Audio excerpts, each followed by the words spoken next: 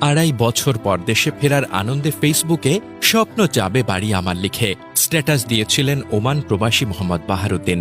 তাকে আনতে বিমানবন্দরে যান তার স্ত্রী কবিতা, মেয়ে মিম, মা মুর্শিদা বেগম সহ স্বজনরা।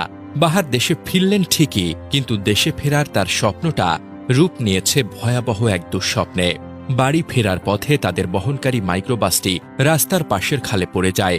এতে প্রাণ হারান বাহারের মা, স্ত্রী, সন্তান সহ পরিবারের 7 জন সদস্য। 6 আগস্ট বুধবার ভোরে বেগমগঞ্জ উপজেলার আলাইয়াপুর ইউনিয়নের জগদীশপুর এলাকায় চৌমোহনী লক্ষ্মীপুর আঞ্চলিক মহাসড়কে এই মর্মান্তিক দুর্ঘটনা ঘটে। দুর্ঘটনায় নিহতরা হলেন ওমান প্রবাসী বাহারের স্ত্রী কবিতা আক্তার, তার মেয়ে মিম আক্তার, মা মুর্শিদা বেগম, নানি ফয়জুন্নেসা, ভাতিজি রেশমা আক্তার ও লামিয়া আক্তার এবং বড় ভাইয়ের স্ত্রী লাবণী আক্তার। তারা সবাই লক্ষ্মীপুর সদর উপজেলার উত্তর জয়পুর ইউনিয়নের চৌপল্লী এলাকার কাশারি বাড়ির বাসিন্দা। তবে চালক ঘুম ঘুম চোখে গাড়ি চালাচ্ছিলেন বলে জানিয়েছেন বেঁচে ফেরা যাত্রীরা। তারা জানান, বেশ কয়েকবার চালককে সাবধানতা বজায় রেখে গাড়ি চালাতে বলেছিলেন, কিন্তু চালকের বেপরোয়া গতি এবং খামখেয়ালিপনায় একই সঙ্গে 7টি তাজা প্রাণ ঝরে গেল। গাড়িতে মোট 13 জন যাত্রী ছিল, এর মধ্যে চালকসহ 6 জন যাত্রী বেঁচে ফিরেছেন। বেঁচে ফেরা যাত্রী ওমান প্রবাসী বাহার, তার বাবা আব্দুর রহিম ও শ্বশুর ইস্কান্দর মির্জা জানান, গাড়ি চালানোর সময় চালককে ঘুম ঘুম চোখে লক্ষ্য করা গেছে। তাকে বারবার অনুরোধ করা হয়েছে গাড়ি থামিয়ে একটু ঘুমিয়ে নিতে, কিন্তু তিনি শোনেননি। তার খুব তাড়া ছিল। গাড়ি চালকের পুরো পরিচয় জানা যায়নি।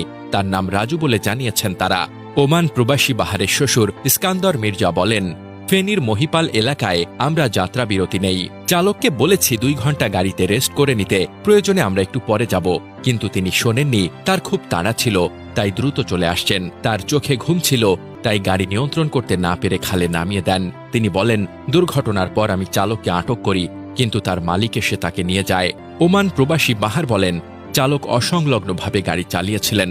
আমরা যখন কুমিল্লাতে ছিলাম তখনও একটি ড্রাম ট্রাকের সঙ্গে তিনি লাগিয়ে দিতে চেয়েছেন, সেখান থেকে অল্পের জন্য রক্ষা পাই। বাহারের বাবা আব্দুর রহিম বলেন, পুরো দোষ চালকের। তার ভুলের কারণে আমাদের 7 জন প্রাণ হারিয়েছেন। আসলে জীবন কতটা অনিশ্চিত, কতটা ক্ষণস্থায়ী, এই একটিমাত্র ঘটনায় তা যেন নির্মমভাবে চোখে আঙুল দিয়ে দেখিয়ে দিল। পরিবারের সবাই মিলে আনন্দের সঙ্গে প্রিয়জনকে বরণ করতে যাচ্ছিলেন। কারো মনেই ছিল না এমন এক শোকাবহ পরিণতির। যে গাড়িতে ছিল খুশির আমেজ, মুহূর্তেই তা রূপ নিল মৃত্যুকূপে।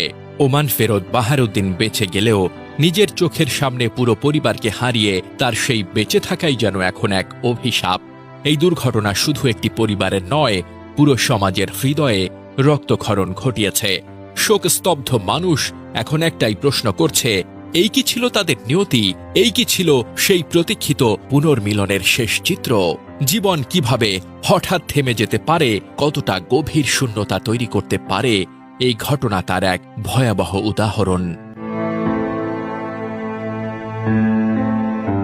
জানা যায়, ঢাকার হযরত শাহজালাল আন্তর্জাতিক বিমানবন্দর থেকে ওমান প্রবাসী মোহাম্মদ বাহারুদ্দিনকে নিতে গিয়েছিলেন তার স্ত্রী কবিতা আক্তার, মেয়ে মিম আক্তার, মা মুর্শিদা বেগম সহ পরিবারের সদস্যরা।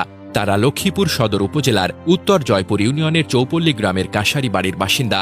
মাইক্রোবাসে মোট 13 জন যাত্রী ছিলেন। ভোর 5:15 দিকে দ্রুত গতির মাইক্রোবাসটি চালকের নিয়ন্ত্রণ হারানোর কারণে রাস্তার পাশের গভীর খালে পড়ে যায়। ফলে গাড়ির ভেতরে আটকা পড়ে 7 জন প্রাণ হারান। বাহারুদ্দিন, তার বাবা আব্দুর রহিম, শ্বশুর ইস্কান্দর মির্জা সহ 6 জন গ্লাস ভেঙে বেরিয়ে আসতে সক্ষম হলেও বাকিরা পানির গভীরতায় আটকে পড়েন।